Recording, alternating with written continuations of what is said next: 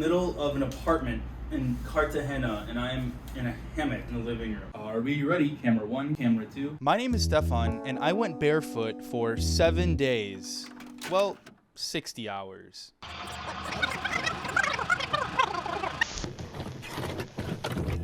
Good morning. It's 1:08 a.m. on Wednesday.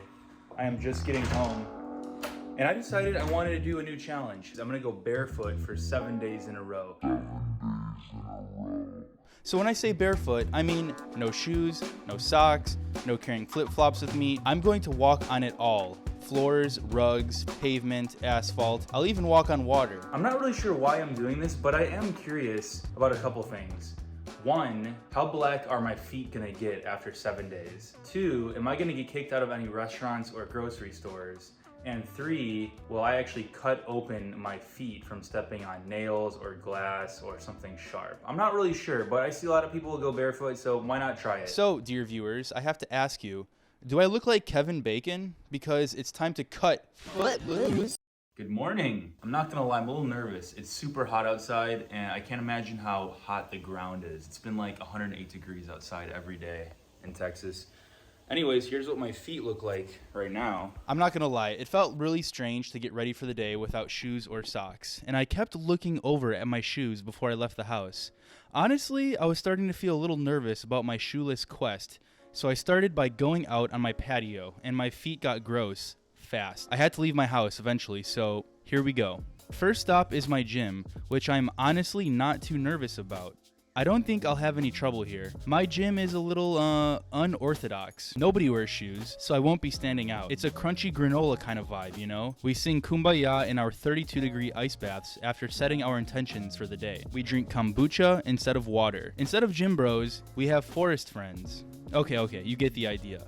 As a result, nothing really interesting happened here, unless you can count the 45-pound plate almost collapsing on my metatarsal. Not that shoes would have saved me either. My life is average. So I just left the gym, and it was nice. All in all, it was great. I'm excited to keep going, although it is very hot here. It's 102 outside right now, and I had to run to my car because the pavement was so hot.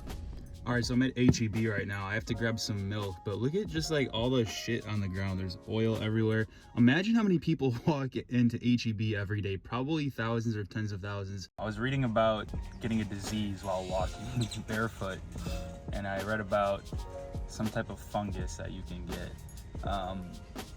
I'm wondering if I should go into HEB today or maybe wait a couple days till my feet are a little more kind of scabbed over. I'm not sure, but we're gonna have to make a decision pretty soon because it's getting hot in my car. I kind of had this feeling going into HEB, like when you're drinking underage and you see a cop. I'm not sure what I was doing was illegal per se, but I felt weirdly guilty. Just gonna make this happen. Fuck it.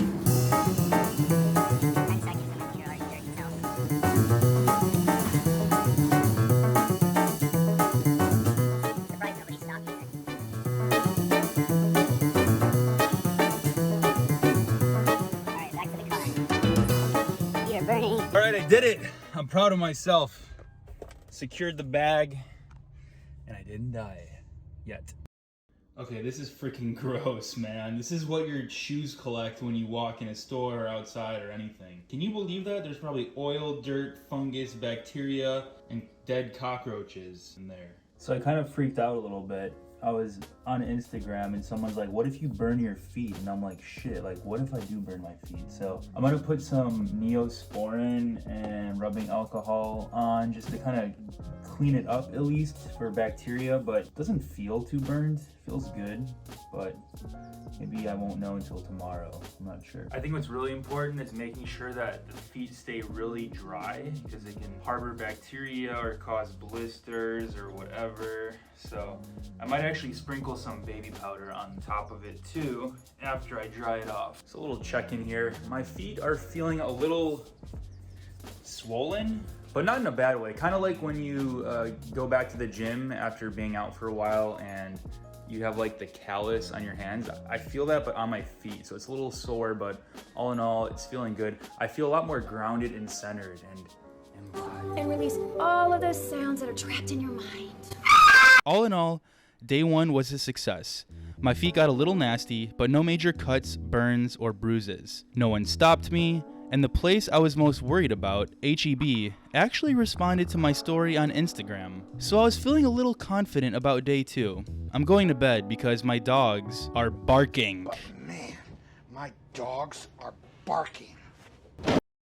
Good morning, beautiful people. Today is day 2, and although it's not the morning anymore, my feet are feeling good. They're a little tender. I didn't sleep like this, by the way. I went outside for a little walk. Oh man, a little blister right there. Anyways, that's gross. You can see here, it's a little swollen. I feel like I got stung or bit by a spider or some type of insect at night. I have to go to get my passport photo taken for a trip that I'm doing next month. I'm gonna call CVS and see if they can let me in without shoes. Thanks for calling CVS. Let me help you. Kind of an unorthodox question, but are shoes required in the CVS? Yes. All right, so we got to go to Office Max to print something. So to the outsider watching this, they might ask themselves, like, Stefan, why are you doing this? Like, are you putting on a front? Like, what's the reason why you're doing this? Yeah, I do think I'm putting on a little bit of a show. I do feel like sometimes I'm not enough and I have to kind of do these extraordinary things, but more so I'm really just curious about what would happen if I did 7 days barefoot. And here we are on day 2. I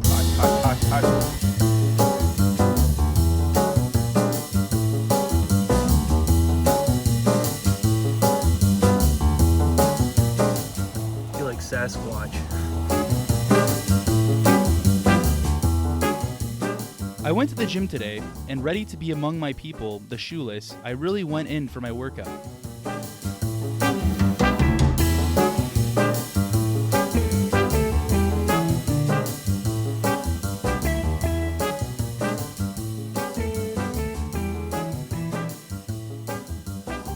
I started on the treadmill and ran, 36 miles or so, barefoot. At the time, my main concern was ringworm. You know, the stuff that gym wrestlers get when they slide their faces across the mat. But fungus aside, and all this barefoot work had me reflecting on my childhood trauma, as you do. My friend in grade school said that my big toe looked like a potato, and it was one of those weird kid things that caught on. People straight up mocked me for my potato toes, so maybe that's why I do these strange things in my adult years. Potato toe trauma. Normalize potato toes. Also, I almost dropped a 45-pound plate on my foot again. And the treadmill gave me a blister, complete with water inside of it. I think it was due to the corrugation of the running surface.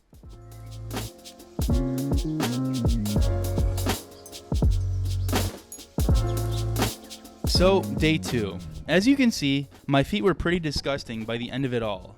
This experiment pleads the case for taking your shoes off as soon as you get home. See all the crap coming off my feet? It's on your shoes every day. So yeah, I'll be taking my shoes off indoors for the foreseeable future.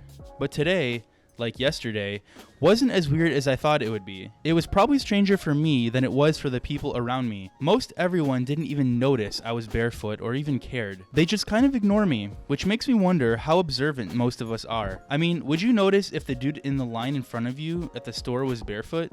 And what would you say or do if you did? I feel like most people are sheeple, and forgive me for saying this, but we go about our daily lives not really noticing too much outside of our own concerns. I mean, someone could literally have $1 million in a briefcase just waiting to give it to someone, and nobody ever says anything. I mean, do you remember 2011? People would literally plank in the middle of the street, and people would just walk on by as if it's normal to plank in the middle of fucking New York traffic. Honestly, one day I might do a social experiment where I bury a bunch of money underground and send people on a crazy treasure hunt. Stick around for my pivot to YouTube performance art. Anyways, I'm rambling. Back to feet. Mine feel generally okay, but the treadmill gave me a little blister. I mean, that surface was pretty corrugated, so I guess I'm lucky one blister is all I've got. Also, that little bug bite on my pinky toe is starting to bum me out a little. I'm vaguely concerned. The only thing on my mind right now is that damn bug bite. I'm running through all the possibilities. Fungus, bacteria, virus. Oh shit, am I gonna lose a toe? A foot? Am I gonna die? As illustrated by my rapid mental unraveling here, I'm actually quite the hypochondriac, and when my skin itches for a second too long, it triggers my health anxiety. I actually think a lot of people are the same way, but it's one of those things we don't talk to each other about. How many times have you Googled something health related and been convinced for a brief moment that you were A, sick, B, dying, or C, falling victim to a flesh-eating disease? If you're like me, a workaround for this is, first of all, rationality. What's the likelihood that I'm sick or healthy? And even if I am sick, how likely is it that I have this rare skin disorder that hasn't been documented since 1869? Good morning, it is day 3, and I'm just going over my feet to make sure they're still in good condition. So far, so good. No blisters or anything bad on this side. Other side, also pretty good. I do feel a very small blister right here. And the other thing that kind of concerned me a little bit is this bug bite. There was some pus coming out in the morning and it's a little kind of red and tender to the touch. I'm gonna ice it. We put some baby powder on it and Neosporin, but yeah, nothing too crazy. So far, so good, people. Just gonna keep on chugging along 4 more days. Yeah, but see, then I started Googling, and kind of like WebMD says, everything is cancer. Anytime you Google skin conditions, staph comes up, and that scares the shit out of me. Apparently, staph presents initially as a bug bite looking thing. Fucking classic. Statistics are no longer soothing me. So I'm not gonna lie, I'm kind of freaking out a little bit. I typically have health anxiety, and I was Googling the symptoms of my foot. It could be staph infection, which kind of scares me a little bit. Yo, bro, I'm kind of tripping a little bit. I went online and read more about it, and it's like, should I just not continue for the next 4 days with this challenge? Want to know your expert thoughts on this, doctor? Please call me when you can. Well, I'm glad it's nothing, dude. I was tripping. It doesn't even matter what it is. I have no idea what it is. Could be a spider bite, could be a mosquito bite, could be a fucking... But I can tell you it's not from you walking barefoot, because it's not on the bottom of your fucking foot. It's on the top of your foot. And I've had mosquito bites that were 10 times worse than that. All right, dude. Well, I just wanted to call to make sure, bro. I don't want to die, you know? Yeah. Like, it would be such a tragedy to society if I died.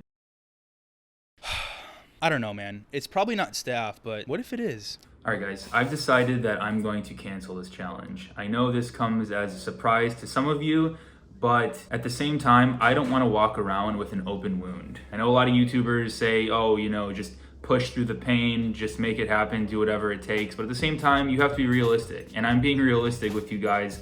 I am a little nervous. I'm honestly glad I'm ending this challenge now. I'm ready to wear shoes and socks. I think we take that for granted. I definitely did. Sometimes you don't have to finish the challenge, especially if your gut, like my gut was telling me to, like, you should stop. Like, you should not walk around with an open wound right now. What I care about is that I tried this challenge, I gave it a good faith effort, and in the end, didn't end up completing it, but that's totally fine because I'm ready for the next one. So even though it sounds like there were a lot of cons, I did have some pros. I felt way more grounded, and I think my balance and proprioception improved, just because I was utilizing all those tiny muscles in my feet more. I also tended to walk more softly and lead with the ball of my foot rather than heel strike. But was that worth constantly worrying about burning the absolute shit out of my feet and contracting some flesh-eating bacteria? Bottom line, I like shoes.